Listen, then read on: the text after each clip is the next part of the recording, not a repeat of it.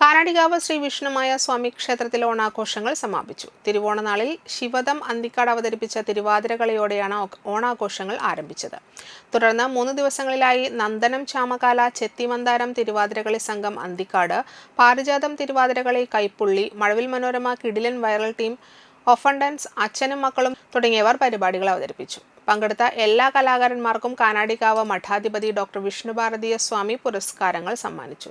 കാനാടികാവ് ശ്രീ വിഷ്ണുമായ സ്വാമി ക്ഷേത്രം ട്രസ്റ്റ് അംഗങ്ങളായ സൈലേഷ് കാനാടി, സൈജു കാനാടി, കൃഷ്ണരാജ് കാനാടി, ശ്രീകൃഷ്ണൻ കാനാടി എന്നിവർ നേതൃത്വം നൽകി. തരിവളയും ചാർത്തി ചന്തമേറുന്നോരു പട്ടുടുത്തും രക്ത ചന്ദനം